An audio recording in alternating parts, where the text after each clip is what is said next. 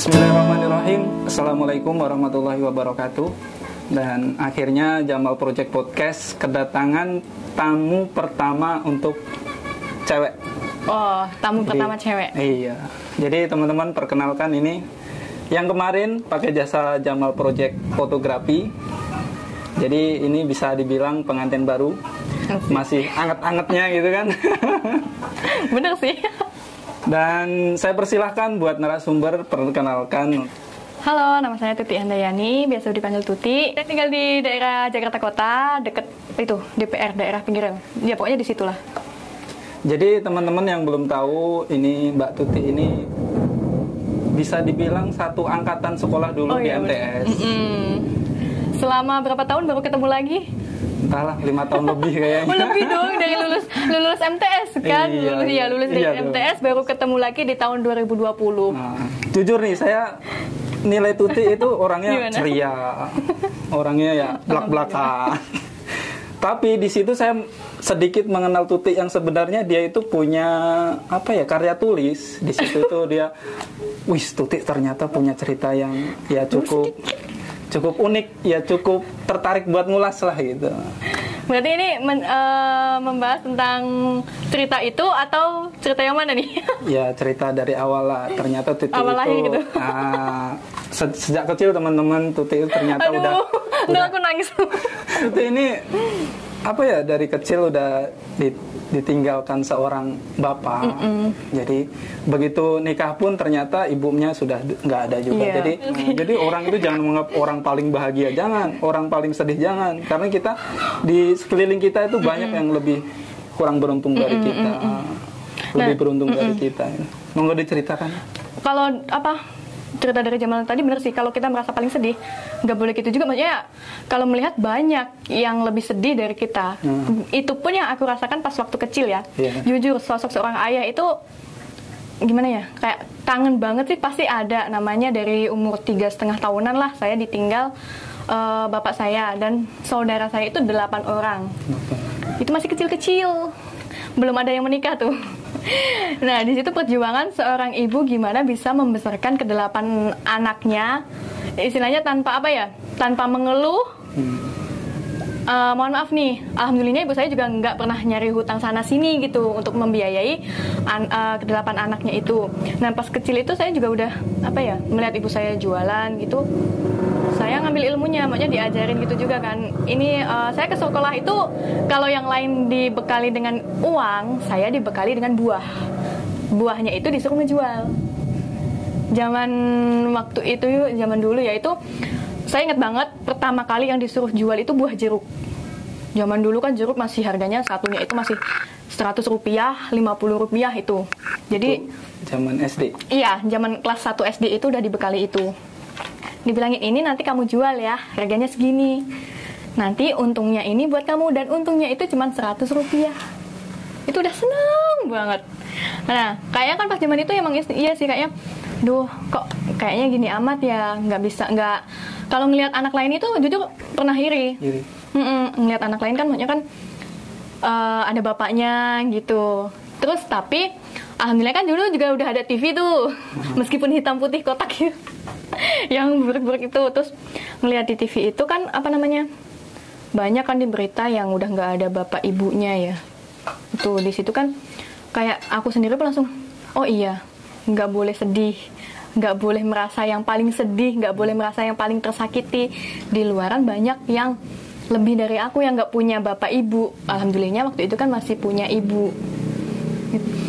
Sosok ibu itu mengajarkan, beliau itu seperti ayah saya juga. Pokoknya itu mengajarkan apa ya, pribadi yang benar-benar mandiri, yang nggak boleh manja. Pokoknya itu sosok ibu yang luar biasa banget bagi saya. Wonder Woman, superhero. Intinya gitu sih. Emang kalau kita merasa yang paling merasa sedih, jangan terus aduh, mereka itu nggak merasakan apa yang aku rasakan. Ya mungkin pikiran itu ada, tapi cobalah tengok di luar sana, banyak kok yang lebih menderita dari kita. Misalkan pas kita nggak punya ibu, terus dia kan nggak ngerasain aku nggak punya ibu gini-gini. Tapi di luar sana banyak yang malah nggak punya dua orang tua gitu. Nah itu terus pas udah dewasa, ibuku kan meninggal di tahun 2018 awal ya, itu kan udah aku pun udah masuk dunia kerja. Itu di situ juga apa ya, dunia seakan hancur lah ya. Kayaknya sedih banget. Tapi mikir lagi, tetanggaku ada yang dari kecil udah ditinggal orang tuanya. Di situ kayak bikin aku kuat gitu loh. Gak boleh sedih. Karena waktu itu terus berputar. Kalaupun sedih berlarut-larut, ya untuk apa? Benar. Pas waktu kerja kita mikirnya sedih-sedih, yang ada kerjaan berantakan, dimarahin bos. Kalau kita mau bersyukur, ya tengok yang di bawah kita. Gitu. Iya. Kalau kita biar nggak sombong, lihat yang di atas kita. Iya, benar nggak? Benar. Ya, jadi kalau kita menganggap paling tersakiti lah, paling termulia lah, nggak boleh. Jadi kita harus tengok. Ya ada waktunya kita tengok ke atas, kita waktunya tengok ke bawah. Jadi kalau kita tengok ke atas terus, ya nggak boleh. Setengah tahunan itu. Nah dari situ kan aku mencoba untuk membuat biar ceritanya itu kan secara logika umur anak segitu tuh ingatannya masih belum masuk. Maksudnya makanya kalau pas aku cerita, aku tuh ingat begini, mereka pada nggak percaya. Tapi saya pun juga gitu. Kok anak 3 tahun kok nggak percaya kan? ini. Iya. Tapi pas saya omongin dengan orang yang ada di kejadian itu, apa yang saya omongin benar. Iya itu. Jadi kalau cerita nih ke masku, ke mbakku, bahkan dari pengalaman kecil itu kan saya kan udah terus ini kan mengenal dunia tulis ya. Saya kan suka baca novel. Terus di situ kan ada apa sih namanya? Kayak suatu wadah gitu loh. Itu bisa baca novel gratis di situ dan bisa sharing. Kita bisa nulis. Nah, terus dari situ kepikiran nih pengen nyeritain gitu apa yang aku inget dulu, biar nggak lupa.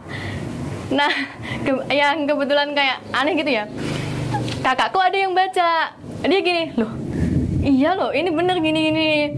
Kan nggak pernah dulu kan saudara 8 bersaudara itu pada jauh-jauhan. Kebanyakan di Jakarta. Kalau aku dari kecil sampai SMA itu di rumah sama ibu. Kalau yang lain kan misalnya udah merantau ya, ada yang cuma lulus SMP gitu. Kebanyakan itu lulus SMP langsung pada merantau. Jadi nggak ada waktu untuk kayak sekedar cerita gini-gini gitu loh. Paling ketemu lebaran kan ya gitu, kayak temu kangen gimana sih, makanya nggak bahas yang dulu-dulu.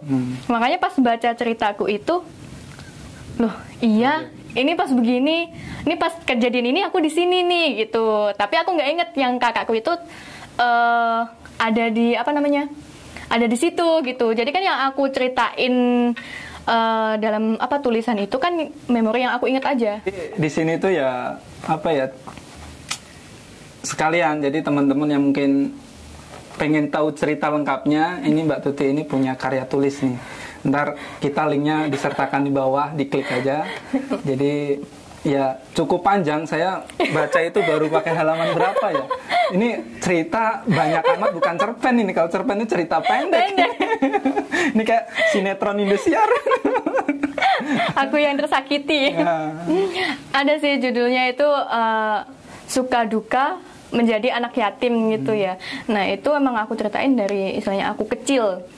Aku kecil itu ya memori yang aku inget lah, gimana pas bapakku meninggal itu aku posisinya gimana. Nah itu aku ceritain gitu ya, pokoknya biar nanti suatu saat itu tujuanku sih bukan untuk versi cetak ya, maksudnya biar memori yang aku inget itu ada kayak gitu. Nah tapi malah dukungan dari kakak-kakakku itu yang udah ngebaca malah, ayo udah cetak aja gitu. Nah sedangkan untuk mencetak itu kan nggak sekedar untuk mencetak foto. Memang sih bisa kita kita punya karya mau kita bukukan gitu bisa, cuman saya belum sampai ke sana gitu. Oke, jadi di sini kan si narasumber 3 tahun kehilangan sosok bapak. dan sekolahnya cukup tinggi ya. Ini berarti SMA. ada nggak cerita di masa sekolah kesulitan ekonomi lah, kejadian apa? Ada mungkin bisa diceritakan? Ini nanti kalau tiba-tiba mudah-mudahan nggak nangis ya. Ya nggak apa-apa, nangis juga nggak apa-apa, ntar malah narik para viewer juga untung di saya juga. Gitu. Intinya itu dari SD, dari kelas 1 aku udah diajarin untuk berjualan itu. Istilahnya untuk tambah-tambah. Sempet sedihnya itu aku dikatain anak haram. SD itu. Di situ aku sih nggak nangis, cuman kayak kesel. Aku menganggap mereka yang bilang itu nggak tahu apa itu arti anak haram. Aku udah mencoba kan dibilangin apa ya hampir satu kelas lah ngatain anak haram gitu. Terus tak jelasin anak haram itu kalau orang tua nggak menikah. Ya meskipun udah SD kan namanya karena kalau udah dapet pelajaran itu kan. Terus mereka tetap menganggapnya itu enggak, anak haram itu yang nggak punya bapak. Jadi meskipun bapaknya itu meninggal, dianggapnya anak haram. Itu kalau nggak kelas 1, kelas 2 SD gitu. Nah dari situ aku udah mulai kayak gini, kalau capek debat mending aku diem. Diem bukan berarti kalah ya. Kayak percuma gitu ngomongin orang yang ngeyel tapi nggak bener gitu loh. Dasarnya nggak kuat dia. Gitu. Cuman aku diem aja gitu. Cuman nyampe rumah kan mungkin ibuku gini loh, apa biasanya nih anak ya Allah, biasanya nih anak apa namanya apa ya, pecicilan apa ya bahasanya. Tapi ya, kok diem aja, iya. Terus kok kayak diem aja gitu, ditanyain kamu kenapa gitu kan. Di situ aku bilang pertamanya ya diem, cuman terus kan ya ini lah dibilangin terus ya apa namanya jawab sih, aku di sekolahan dibilang anak haram. Di situ ibuku marah, siapa yang ngomong suruh kesini nih. Ya aku sih diam, nggak mau nyebutin nama ya daripada heboh ya. Maunya ya bilang ya intinya ada gitu ya. Terus dibilangin ibuku lagi, anak haram tuh bukan begitu, kamu lahir ada bapak gitu. Dan aku pun inget pas bapakku masih ada itu inget gitu. Jadi emang aku nganggep ya emang aku bukan anak haram kok gitu. Terus dari situ makanya untuk bergaul sama cewek aku tuh kurang. Malah ke cowok. Temenku nyampe sekarang tuh banyak kan cowok. Gitu. Kurang gitu ke cewek. Ya karena itu cewek itu apa ya? Ribet. Maaf. Tapi ya emang itu makanya dari situ kayak kalau cowok nih kan berantem kayak tonjok-tonjokan. Besok rangkulan lagi. Udah, aku pun ngalamin itu loh waktu SD, berantem sama cowok tonjok-tonjokan, tendang-tendangan sampai nangis-nangis. Tapi udah, jangankan besok siangnya kayak udah. Jadi kayak nggak ribet gitu cowok ya. Terus, itu waktu SD. SD.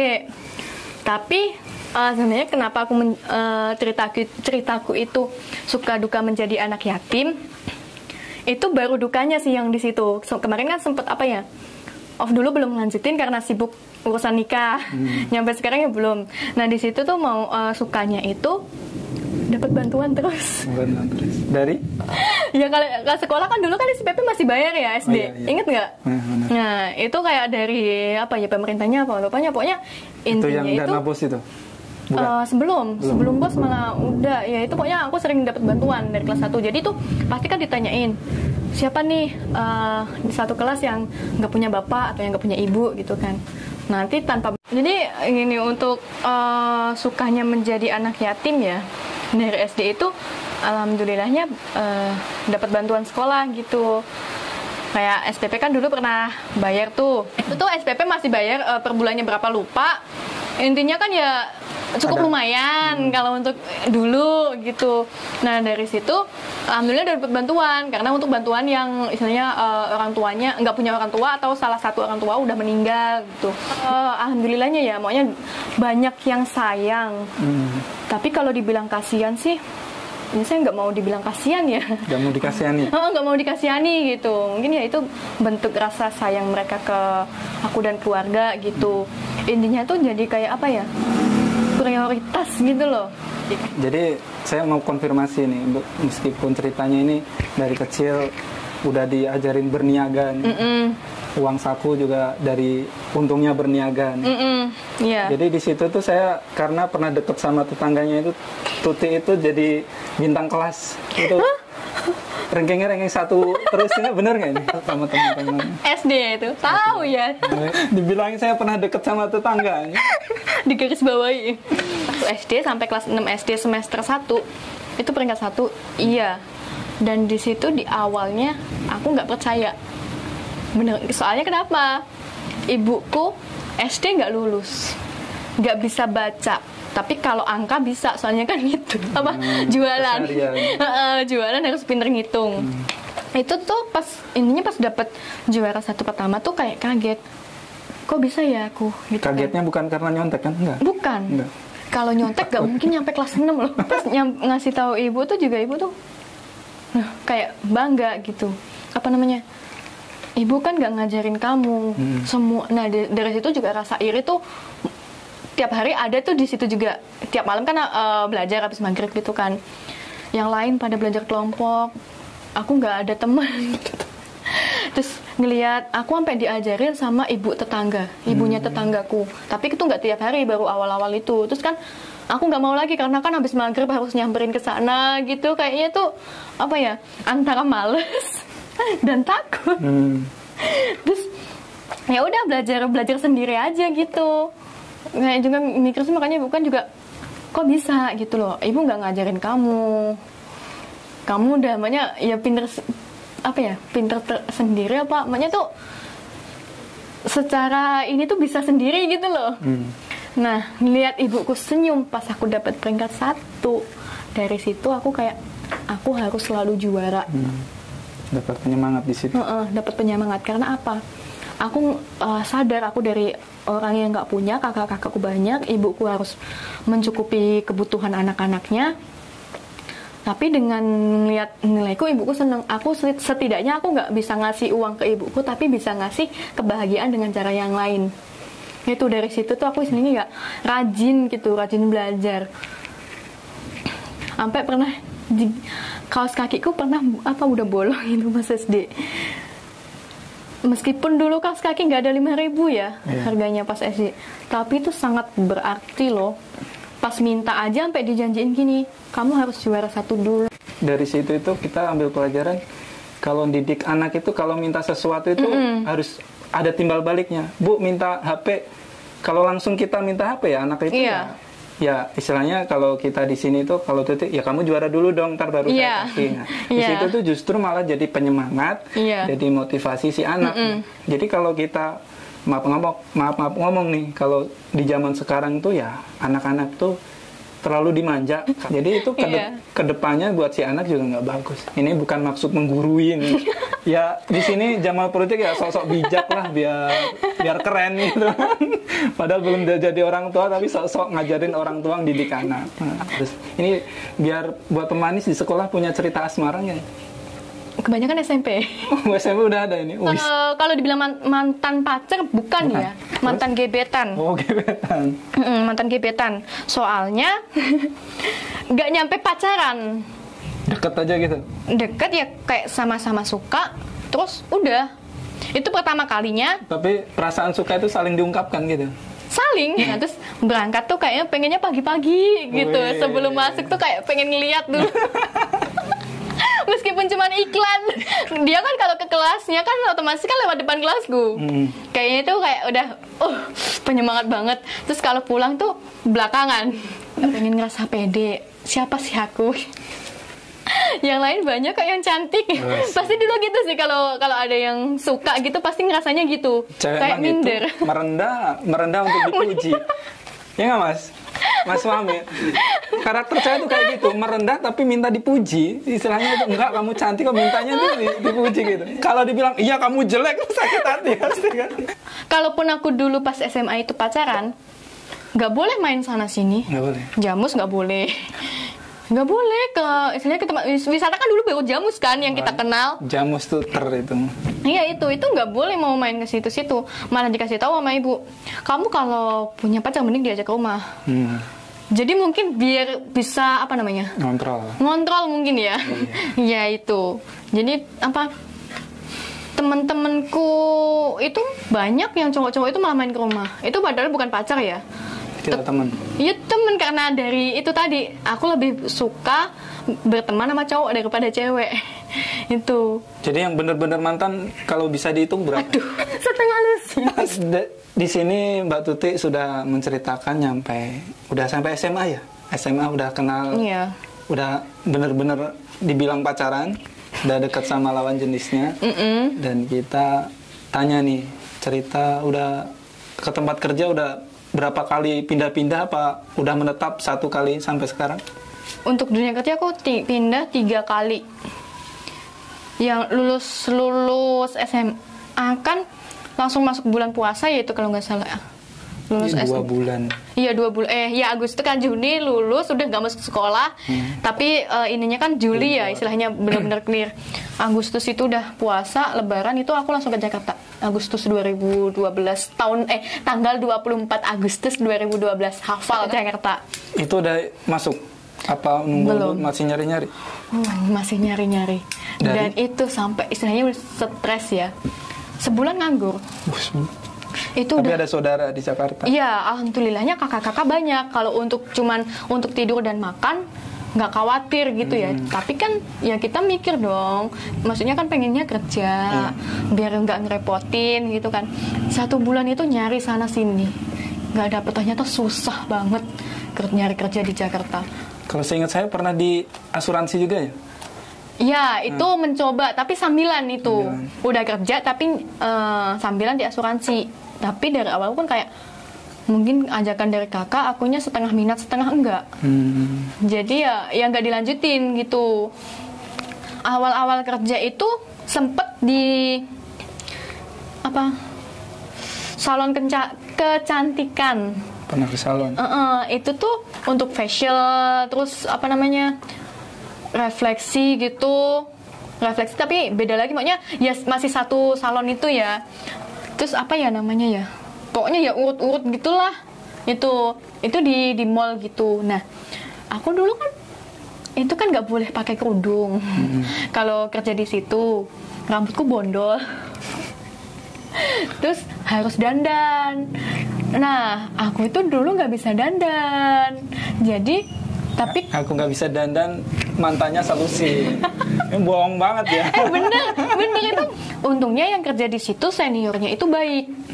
Jadi setiap aku datang, sini tak dandanin gitu, pakai alat makeup dia.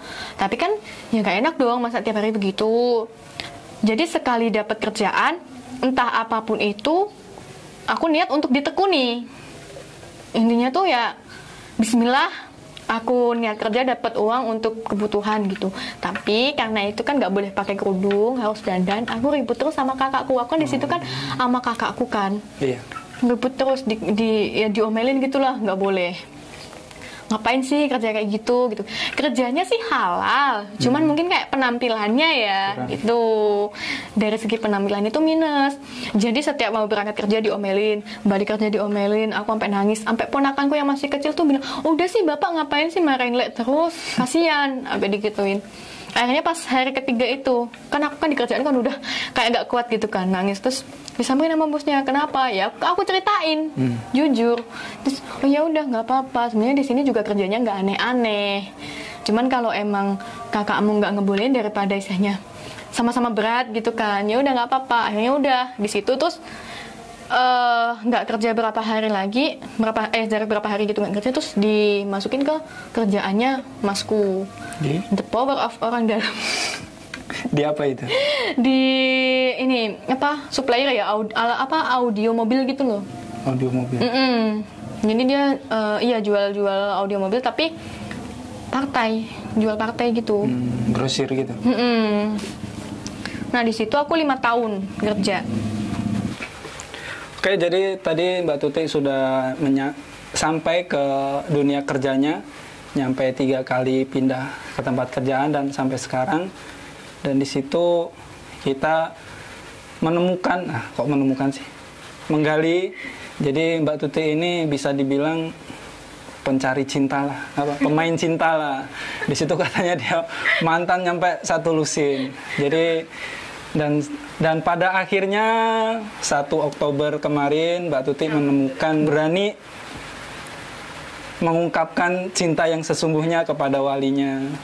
Jadi di sini Jama Project ya sebelumnya ya mengucapkan selamat, semoga jadi keluarga yang penuh keberkahan, keluarga yang sakinah mawadah warohmah. Jadi di sini Jama Project ya kepo lah. Apa sih alasan Mbak Tuti memilih dari sekian lusin apa satu lusin lah, pokoknya banyak gitu lah. Jadi menemukan meskipun jaraknya cukup jauh, jadi di luar Pulau Jawa nih jodohnya. Jadi monggo diperkenalkan dan saya persilahkan buat Mas Buju. Apa sih manggilnya Mas Buju apa Mas Suami? Dipersilahkan masuk ke scannya. Jadi pertanyaan pertama nih buat Mbak Tuti, apa sih yang buat Mbak Tuti menjatuhkan pilihan apa? Jadi sekian banyak cowok itu kenapa milih mas yang sebelahnya itu apa gitu loh?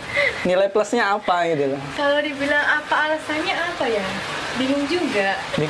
Intinya tuh setiap kali pacaran kalau ngerasa klik gitu loh, kayak gimana sih? Nggak harus dia ganteng, nggak harus dia apa kaya terus ini bukan baik banget. Bukan berarti Mas Hendri nggak ganteng kan? Ganteng, tapi bukan alasan utama saya gitu. memilihnya. Dijelasin dong, ntar Masnya kesindir gimana? Ini nggak tanggung jawab ini. Gantengan dulu dia. Intinya tuh ini ceritanya cukup unik ya kalau menceritakan kisahku dengan dia. Kena awal itu 2012 lewat Facebook.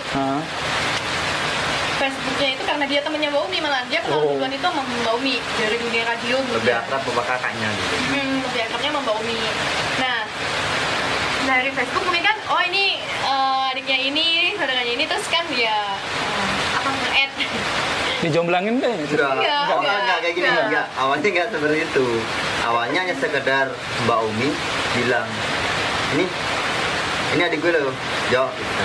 Ini Pak Ijo. Dulu kan akrabnya kakaknya manggil saya Pak Ijo gitu kan. Terus karena udah akrab sama Mbak Umi, gitu kan namanya saya nggak ada apa, dibilang saudara di Jakarta itu nggak ada gitu kan. Makanya ya udah gitu kan, udah akrab sama Mbak Umi, siapa tahu ke keluarganya lebih dekat gitu kan. Nyampe dulu dicerita banjir lah. Pertama kali telepon saya pun karena suara saya gede kayak gini nggak tahu fotonya, nggak tahu karena dia pakai Facebook saya dipanggil Om loh. Saya dipanggil Om pertama di telepon. Itu karena aku kan pikirnya dia itu temennya Mbak Umi. Berarti kan usianya nggak jauh beda sama Mbak Umi gitu kan. Nah dari Facebook kan aku nggak bisa lihat foto kalau nol Facebook, nggak bisa lihat foto. Terus ya itu aku panggilnya Om. Apalagi pas nelpon suaranya meyakinkan, suaranya gede, meyakinkan aku untuk memanggil Om. Nah, ketemunya itu pas masalah banjir 2013. Jamal mungkin belum di Jakarta mungkin. Udah.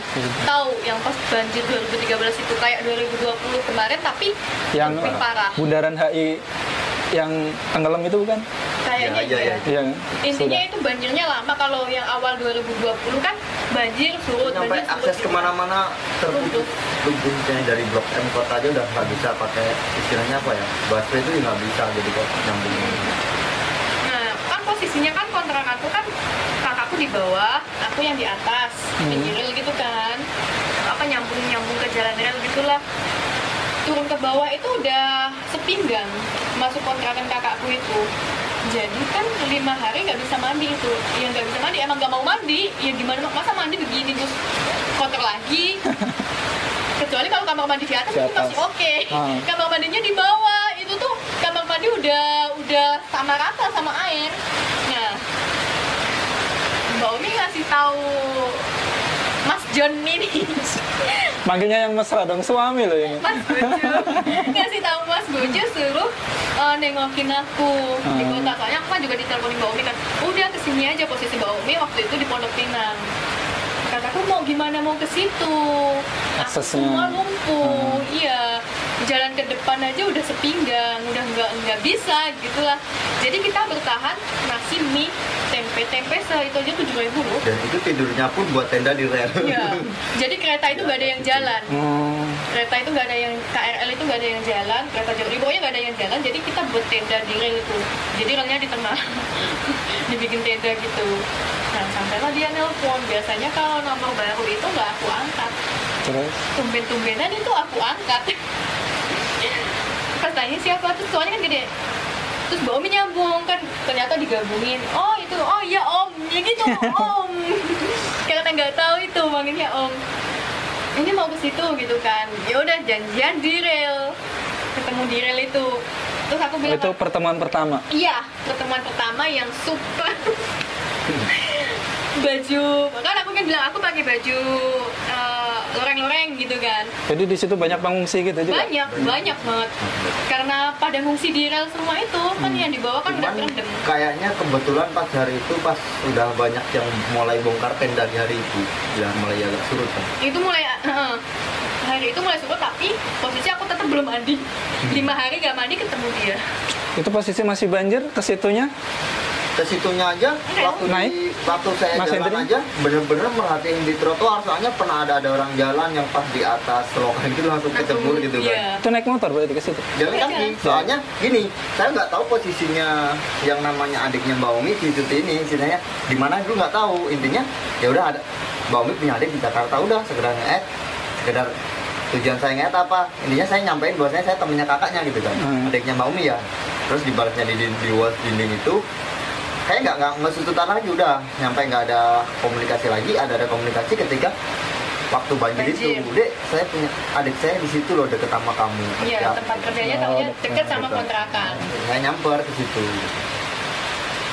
Nyampernya lewat jalan terus naik ke rel. Dari jalan depan itu. Jadi pertemuan pertama itu udah timbul rasa itu. Rasa sih gimana ya? Belum. Cuman kayak gini, aduh, kok di luar ekspektasi. Kenapa? Pikiranku kan Om. Om. Terus. Taunya tuh ganteng. Nyesel manggil Om. Bukan nyesel manggil Om. Nyesel nggak mandi. Nyesel nggak? Tadinya cuek bodo amat Om ini gitu. Pas giliran itu, ya Allah, kok ganteng banget, mana bisa mandi dari kemarin. Udah dari situ kayak minder gitu. Tapi sorenya datang lagi loh. Oh, datang lagi. Takutnya udah kesan pertama nggak ada persiapan, takutnya lari gitu. itu 2013 itu, tapi aku tetap belum mandi juga sore ketemu. Soalnya tempatku kalau yang depan-depan kan udah mulai agak surut, tapi tempatku belum, soalnya kan dari kali masih agak deket. Jadi belum benar-benar surut gitu. Sorenya dia datang sama kakaknya tuh, jadi sama intinya gini, temen-temennya. kakak saya itu juga akrab sahabatnya Mbak Umi lah, makanya dia juga pengen ketemu, makanya sore harinya balik lagi ke situ nganterin. Makanya saya dibilang banjir itu parah, kenapa kakak saya yang waktu itu nganterin, yang biasa saya makan beli nganterin Magicom itu, katanya dari Blok M ke kota aja habis naik busway juga masih nyambung kayak apa ya, kayak ada perahu-perahuan gitu, naik perahu berapa kali naik turun gitu. Jadi transportasi emang parah sih waktu itu banjirnya. Nah kalau dibilang langsung suka nggak juga, soalnya abis ketemu itu nggak langsung kayak pacaran gitu, nggak, malah aku pacaran sama cowok lain. Yang katanya LDRan, yang katanya barusan baru ketemu kita LDRan, dan itu dia juga lagi deket sama itu juga anak radio juga. Abis itu saya pindah kerja sama teman saya lagi dan sama teman saya lagi gitu. Ini Mas Hendri nggak takut banyak saingan gitu? Ntar kalau Enggak, intinya saya dari dulu gimana, bukan tipikalnya gonta-ganti cewek gimana. Kalau saya udah komitmen istilahnya pengen kerja, ya udah sih gitu. Saya kerja. Tapi di situ kan Mas Hendri belum ngungkapin kalau. Enggak, justru malah dia yang sering ngungkapin. Jawaban saya kayak gimana? Jangan biarlah semua berjalan seperti air. Cuma itu. Sering sih main sama dia gitu kan, kayak ke Monas, ke itu, karena dia kan kerjanya kan deket kontrakanku, jadi kan kalau minggu ayo main, ya udah ayo gitu kan. Nah tapi aku pacarannya sama cowok lain. Di situ kan terus, kalau dari bahasa Inggris tuh mungkin apa ya, witing tresno. Tadi Mas Hendri katanya ngeluarin jargonnya witing tresno jalaran sangko kulino. Jadi dari Mbak Tuti alasannya jadi sekian banyak kok menjatuhkan pilihan tuh, usaha Mas Hendri yang mana sih kok nyampe yakin ke Mas Hendri ini calon bojoku gitu kan? Apa sih? Jadi kan setiap aku pacaran itu aku cerita ke ibu ya, ibuku lama-lama tuh udah bilang gini, udah sih gak usah gonta-ganti, kayaknya emang jodohnya tuh sama Hendri. Soalnya setiap nanti pacaran kan ngejauh dari dia, giliran putus ngedeket lagi, jauh lagi, deket lagi, kayak gitu terus. Jadi kan berulang gitu loh. Jadi di situ itu hubungannya tanpa status gitu sama Mas Hendri. Bisa dibilang iya. Terus kayaknya ngerasa tuh ini orang kayaknya suka, tapi kok nggak ngomong. nungguin. Dia nggak ngomong, akhirnya kan ya udah aku kayak ada yang Buat. nembak, ada yang ini, ya udah yang pasti aja gitu. Oh gitu. Jadi tadi kayaknya pertama Mbak Tuti yang ngungkapin pertama. Ini bener nggak? Pas lagi baru ketemu sebelum dia itu ya emang saya awal-awal nggak ada niat pacaran gitu kan. Sempat dia ada ya mungkin nggak secara langsung kayak gitu nggak ada, cuman Mancing. dari situ, dari panjang itu saya udah ngerti bahwa syaratnya ke situ ya, intinya udah saya bilang yang penting apa biarlah semua berjalan seperti air mengalir kayak gitu. Nah dari situ kan saya kan nggak ada kepastian, ayo pacaran apa? Iya, aku mau jadi pacar kamu gimana gitu, itu nggak ada kepastian itu ya, daripada kayak gini gitu loh, kok gini gitu, ya udah kayak yang pasti aja deh pacaran sama yang ya itu yang nembak gitu. Bahkan dulu sampai sempet lost contact itu 1 tahun. Oh, 1 tahun nggak pernah istilah, cuman kayak masih saling nyimpen nomor ya, nggak ketemu setahun, komunikasi pun selama setahun ya itu cuman gitu aja. Itu pas aku pacaran sama yang lain. Gitu pas lagi putus ya ngedeketnya sama ini lagi. Terus emang apa ya, mungkin dari awal kayak seknya gitu loh, nggak tahu kenapa kayak dalam hati tuh kayaknya seringnya lebih sama Mas Joni nih, Mas Bojo ini. Jadi poinnya di sini Mbak Tuti nggak bisa ngungkapin alasan buat memilih itu, kayaknya susah diungkapin gitu. Iya emang kayak nyaman aja lah. Iya dari segi nyamannya kayak nggak tahu kenapa milih dia gitu, nggak tahu, nggak Pemang kepepet gitu ya. Padahal perjuangannya gitu-gitu aja, nggak ada yang berkesan gitu bagaimana? nggak ada sih kalau Kalau dibilang saya berjuang aja Nggak ada. belum pernah kayak gitu. Enggak ya. enggak juga. Makanya mungkin pernah kalau pas waktu aku pacaran dengan yang lain malah kayak aku mikirin dia, nanti gitu. dia itu pernah kayak gitu. Tapi kan aku udah komitmen sama yang ini ya nggak mau dong istilahnya kayak dibilang selingkuh atau apa ya, itu meskipun nyimpen nomor dia, meskipun tahu dia di mana aktivitasnya seperti apa, cukup diem, cukup tahu gitu apa yang dia lakukan bersama siapa. Terus kalau versi dari Mas Hendri, bisa memilih Mbak Tuti ini apa? Kalau saya sih gini sih, namanya Karena nggak ada. ya nggak, intinya kayak gini sih.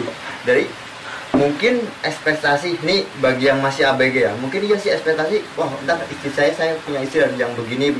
Cuman intinya kayak gini sih, kalau saya untuk terakhir menempatkan tuh gini, nah nyari pendamping tuh yang bukan hanya cocok sama kita aja gitu kan, satu sama keluarga gitu kan, bukan hanya cuma terima kita, terima keluarga, terima lingkungan gitu kan.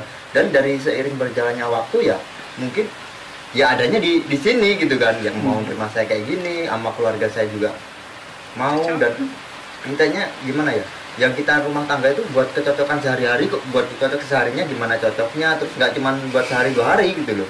Yang bisa memahami kita, kekurangan kita, yang terima ya, untuk kelebihannya alhamdulillah, cuman untuk kekurangannya yang bisa terima itu siapa gitu kan. Ya, seperti itu kalau dari saya sih. Jadi kalau Mbak Tuti kan punya banyak masa lalu, mantan lah misalnya. Kalau Mas Hendri sendiri? Kalau saya sendiri bukan tipikal istilahnya gimana ya, saya tuh punya prinsip sebagai cowok sih. Memang katanya kalau cowok itu menang milih, kalau cewek menang terima. Cuman kalau saya gini, saya cowok milih gitu. Alangkah bodohnya saya ketika saya sering milih tapi gagal gitu kan. Benar. Gitu. Jadi dari kesalahan yang tersendiri saya cuma punya mantan cuma berapa ya? Jadi 3 itu pun ya saya kayak berjalan lama. Dan yang pertama pun bisa awalnya sih cuman hanya sekedar gue punya cewek, lu kok enggak sih? Ya udah cuma buat status, cuman ya kayak gitu sampai saya tinggal. Intinya hubungan berjalan 1 tahun hanya sekedar kayak gitu kan. Dan ini ya untuk kemantapannya ya nggak tahu gimana ceritanya, mungkin jodoh itu tadi lah. Gitu. Jadi dari awal emang udah deket sama salah satu keluarganya di situ ya. Yang malah saya istilahnya akrabnya dulu sama kakaknya udah kayak kakak saya sendiri gitu. Malah kalau yang nggak tahu dikira pacarnya Mbak Umi. Oh gitu. Iya. Dan anehnya seperti ini loh. Ya mungkin dari situ juga sih yang mempertemukan. Saya istilahnya mungkin kalau nggak ada kakaknya, mungkin udah benar-benar lost contact sama dia. Karena saya masih deket sama kakaknya, dan dalam hal-hal tertentu yang dia suruh nyamper kakaknya nggak mau, sama kakaknya tuh dipancing. Intinya gimana ya? Nih ada Pak Ijo di sini, dia mau nyamper ke situ gitu kan. Kita awalnya kok mesti sini ketemu ya, mungkin jodoh gitu kan. Nggak tahu ya, di belakang layar tuh ada settingan di situ ya. Settingan di situ gitu kan. Ya nggak tahu kenapa kayak ngefans gitu. Tapi ya intinya kayak gimana ya, mungkin Tuhan mempertemukan jodohnya dari mana kita nggak tahu gitu kan. Yang namanya jodoh, mau sejauh apapun, mau serumit apapun, Ya. Ya udah jodoh aja gitu loh. Ya intinya ya kalau jodoh itu kita nggak bisa nolak. Ya intinya kita udah ikhtiar, udah berusaha gitu kan, tetap ya pada hati kita lah gimana istilahnya, gimana untuk kedepannya kita bisa cocok kayak gitu.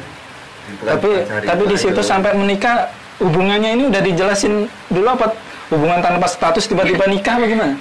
Istilahnya kejelasan kan kita kayak udah sama-sama ini ya, sama-sama kayak awalnya ya sering jalan nyaman aja, nyampe istrinya gimana ya, dia sendiri bilang dia masa sih nggak pengen tebak saya dong. Sampai dia nggak ada beneran tuh. itu makanya kayak udah di masa Gregetan gitu. nggak masa jenuh apa masa sering jalan gitu kan, mungkin yang namanya cewek itu bener-bener isinya nggak pernah ada ungkapin apa kayak gimana gitu kan, dia ungkapin dong gitu kan, jalan aja tanda jadian apa kayak gimana gitu. Akunya yang memperjelas itu 2015 kayak 2015 akhir ya, memperjelas gitu sebenarnya kita itu apa gitu loh, karena dari masa lalu gitu loh, aku nggak mau masa lalu itu terulang lagi yang kayaknya istilahnya kita saling jalan bareng, tahu-tahu malah hilang, malah pacaran sama yang lain lagi. Dan di situ itu kayak aku tuh udah di masa apa ya, jenuh mencari orang untuk serius lagi gitu loh, adanya dia. Ntar udah totalitas takutnya di PHPI gitu. Dan dia udah di masa itu, makanya aku perjelas lagi maunya ya kayak gimana gitu loh. Kalau emang mau serius ya hayo gitu kan. Itu 5 tahun pacaran dari 2015. Cukup lama juga 5 tahun. Iya, kredit rumah mungkin udah lunas. Dan kalau dibilang kalau orang lain kan 5 tahun kok lama, kok adem-adem, dibilang adem-adem sih ya enggak juga. Banyak kok permasalahan antara kita yang misalnya ya nggak banyak orang tahu, tapi ya, kita nggak kayak istilahnya nggak mau mengekspor sosok lebay, kita diri status nggak yang banyak. Ada istilahnya permasalahan pribadi yang intinya kita selesaikan internal, nggak perlu kita umbar-umbar. Ini nggak sempat putus nyambung kan? Pernah. Sekali. Dan saya pun pernah putus dari dia, sempat gimana ya, yang asalnya saya dari Jember sana Jawa Timur, sempet ini saya pengen ke rumah ngerawat nenek gitu kan, tinggal sama nenek gitu kan. Jadi kayak ada sih sempat deket sama anak sana juga, cuman nggak berjalan lama. Intinya kan apa ya, kayak terlalu maksain sih, nggak nyaman-nyamanin gitu. Ujungnya ya balik lagi. Itu 2 bulan, cuma 2 bulan apa 3 bulan? 3 bulan lah. Tapi meskipun gitu ya, tapi kayak masih ngerasa kayak biasa aja gitu loh. Biasa aja, makanya kayak ya emang iya kan, meskipun istilahnya kayak dibilang putus, tapi kayak masih biasa aja gitu, cuman jarak aja gitu. Terus cuman ya dia ada belok Ada belok. Saya curhat. gitu. Jadi nggak lama sih ya, cuma 3 bulan itu ya. Balik lagi, namanya jodoh ya itu. Mau udah di mana kepincut sama yang lain. Tapi Tuti waktu itu ditinggal belok kosong. Enggak. Sama-sama. Sama nyari lagi. Ada lagunya, ku jadi selingkuh. Yang lagu selingkuh. Ya nggak beda jauh berarti. Nggak beda Ya jauh. gitu kan. Namanya jodoh kan kayak gitu kan. 11-12. Tapi nggak bertahan lama juga gitu. Cuman kayak kok gini, mungkin kayak lebih ngebandingin gitu loh. Daripada mending kayak kayaknya nggak cocok nih, mending ya udah. Kalau emang bahkan pas saat itu kalau mungkin aku ditakdirkan sendiri ya udah gitu, karena saking capeknya istilahnya menjalin hubungan sana sini gitu. Tapi alhamdulillahnya ya jodohku dibalikin. Makanya jodoh ya itu nggak perlu takut. Bahkan pas waktu putus itu dari temennya Mas John, temennya Mas Bojo ini, teman saudara itu malah banyak yang hubungin aku kayak nyemangatin gitu, ngedukung kayak ya ini katakan ini udah berakhir mau diapain gitu. Malah kayak ya mereka kalau dibilang nggak terima sih bukan juga ya, tapi kayak positive thinking gitu loh.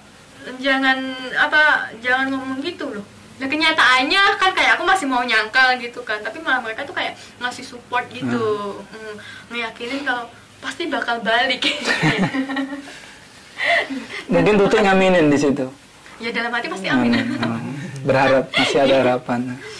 Terima kasih loh itu teman-teman saudara-saudara yang udah ngedukung. Oke, jadi kesimpulannya di sini itu Mbak Tuti tadi sudah cerita panjang lebar sampai ke pernikahannya. Jadi pertama Mbak Tuti di umur 3 tahun kehilangan sosok seorang bapak, dan di usianya yang masih dibilang masih dini, masih sekolah SD, dia dididik oleh orang tuanya untuk berniaga, dan di situ dia berniaga tidak mengganggu untuk prestasinya, meskipun sekolah sambil berniaga, sambil jualan, dia cukup berprestasi jadi bintang kelas, dan sampai ke cerita asmaranya dia cukup mengesankan dan bikin malu untuk pembawa acaranya. Dia seorang kolektor sampai mantannya satu lusin itu yang diakui, yang belum diakui masih banyak katanya. Dan di situ orang tuanya, meskipun ditinggal orang tuanya, di situ Mbak Tuti nggak mengeluh, nggak merasa susah. Di situ banyak orang di sekelilingnya mendukung Mbak Tuti, dan orang tuanya ngedidik pun ya mungkin ini bisa diambil pelajarannya. Jadi Mbak Tuti itu punya keinginan, dari orang tuanya itu di-challenge sama orang tuanya. Kamu pengen ini, kamu harus bisa ini dong. Nah, disitulah dia bisa dibilang penyemangatnya. Jadi Mbak Tuti minta HP. Oh, minta HP nggak sekedar minta. Jadi nggak langsung diturutin. Oh, kalau kamu minta HP, kamu harus juara dulu dong. Kamu harus bisa ini dulu dong. Nah, disitulah jadi seorang Tuti yang sekarang. Dia bisa dibilang mentalnya mental baja, dan sampai ke dunia kerja, dan di situ pun nggak mulus-mulus amat. Dia begitu lulus sekolah langsung merantau pun nggak langsung kerja, nyampe 1 bulan nganggur, dan di situ ada sosok seorang kakak yang ya pengganti seorang bapak ya. Iya. Jadi di situ Mbak Tuti pergaulan pun dikontrol terus, jadi nggak boleh ini, nggak boleh itu, dan syukurnya Mbak Tuti ya menerima lah, ya nurut gitu, nggak bandel, ya, bener kan? Nah, dan akhirnya sampai ke dunia kerja dia kembali berduka, kehilangan sosok seorang ibu, dan yang dianggap sosok seorang pahlawan, penyemangat hidup. Dia kembali lagi kehilangan sosok seorang orang tua, dan di situ Mbak Tuti pun sadar, dan dia nggak mau berlarut-larut dalam duka, dalam kesedihan. Di situ dia berpikir, ya kehidupan ini ya tetap berlanjut meskipun orang-orang di sekitar kita udah duluan meninggalkan kita. Dan di situ Mbak Tuti berpikir, ya banyak kok orang yang lebih menderita, lebih susah dari saya. Jadi ya dia bangkit di situ dan terus melanjutkan kehidupannya, dan sampai pada akhirnya 1 Oktober kemarin dia menemukan sosok seorang imam. Dia seorang menjatuhkan pilihannya dari sekian banyak cowok yang dekat sama Mbak Tuti. Orangnya di sebelahnya Mas Hendri. Dia cukup jauh karena dia domisilinya itu di Pulau Seberang, di Lampung. Dan di sini mungkin Mbak Tuti ada yang disampaikan buat Mas Anto yang sebagai sosok pengganti seorang ayah, dan Mbak Umi buat mak jomblangnya yang buat melurusin, buat ngasih jalan, buat menemukan sosok seorang Mas Hendri. Silakan. Nah, terima kasih.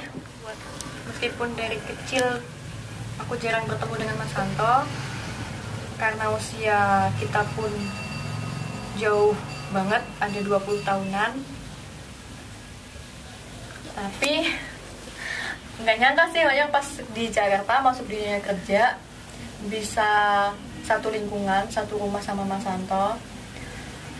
Terima kasih udah ngedidik aku, meskipun aku kadang suka ngeyel, masih suka bandel, tapi Mas Anto sabar ngadepin aku.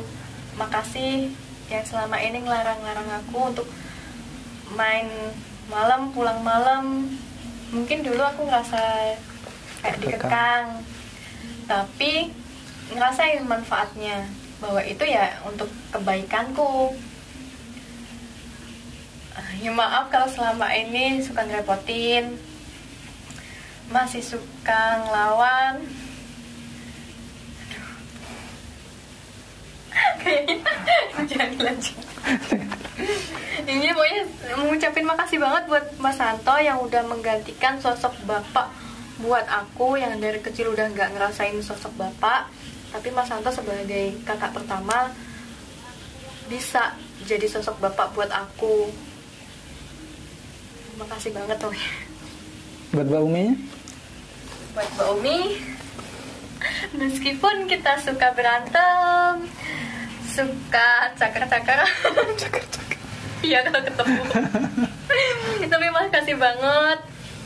Mungkin ya berkat Mbak Umi, saya ketemu dengan Mas Hendri, dengan jodohku yang sekarang, jodoh dunia akhirat. Amin. Makasih waktu itu udah nyuruh Mas Hendri ke kota buat nengokin aku. Akhirnya dari situ kita mulai deket dan sampai sekarang. Makasih Mbak Umi, maafin aku ya. Sekarang versinya Mas Hendri nih yang sudah memegang estafet pertanggungjawaban dari seorang Mbak Tuti. Mungkin ada yang diucapkan buat Mas Santo sama Mbak Tuti ya. Begitu pula dari saya ya buat Mas Santo, terima kasih udah menjadi sosok pengganti orang tua dari Tuti, dari bapak di sini, sosok orang tua karena Tuti di sini ikut Mas Santo. Mas Santo sukses menjadi orang yang disegani ketika Tuti mau kemana, Tuti mau melakukan apa. Jadi istilahnya benar-benar menjadikan Tuti yang baik seperti sekarang gitu kan. Jadi orang yang istilahnya mau ngajak Tuti untuk berbuat di luar jalur, apa mau ngajak Tuti yang berbuat berlebihan, ada rasa segenya sama Mas Santo. Begitu pula Hendri, terima kasih udah direstui karena kemarin Bapak udah nggak ada, jadi Mas Santo yang menjadi wali dari Tuti. Terima kasih atas restunya, terima kasih udah merestui hubungan kita sampai saya jadi suaminya Tuti. Ya mudah-mudahan saya bisa jadi imam yang baik buat Tuti. Dan apabila masih ada kesalahan, isinya ada kekurangan dari saya, ketika ada masukan jangan segan-segan untuk menegur, jangan segan-segan untuk memberi masukan buat saya, karena di sini juga saya sambil belajar begitu. Tapi istilahnya gimana ya, belajar tapi serius gitu kan, sekedar belajar main-main, belajar serius karena ini udah nyakup di kehidupan. Saya menjadi imam, saya punya tanggung jawab ke Tuti. Ya mudah-mudahan saya bisa jadi imam yang baik, mampu membahagiakan Tuti. Intinya dalam kehidupan itu, intinya gimana ya, kita bisa benar-benar istilahnya apa sih, lega, bisa benar-benar plong, bisa nerima, bersyukur lah. Jadi ya terima kasih buat Mas To. Terima kasih, nggak bisa diungkapin dengan kata-kata kayaknya. Buat Mbak Umi, terima kasih buat Mbak Umi karena istilahnya dari dulu udah jadi sosok kakak. Ketika saya di Berantau di sini udah seperti adik sendiri, dan dari Mbak Umi juga saya ketemu sama jodoh saya sekarang ini, dan mudah-mudahan jadi jodoh dunia akhirat. Oke, cukup? Ya cukup, makasih. Oke, jadi di sini sudah selesai dan banyak pelajaran yang kita ambil. Salah satunya ya Mbak Tuti itu ya kehidupannya ya seperti yang diceritakan yang tadi. Monggo disimak, monggo diambil hikmahnya. Dan dari Jamal Project saya ucapkan terima kasih buat Mas Hendri sama Mbak Tuti sudah mampir ke studio Jamal Project. Dan terima kasih juga sudah pakai jasa Jamal Project Fotografi yang sudah mempercayakan dokumentasi pernikahannya. Recommended banget. Recommended banget. Nggak nyesel pokoknya. Jadi buat teman-teman yang mungkin kepo kisah lengkapnya Mbak Tuti, bisa diklik link di berikut ini. Dia punya karya tulis. Cukup sampai di sini dan kurang lebihnya mohon maaf. Assalamualaikum warahmatullahi wabarakatuh. Bye. Bye. Bye.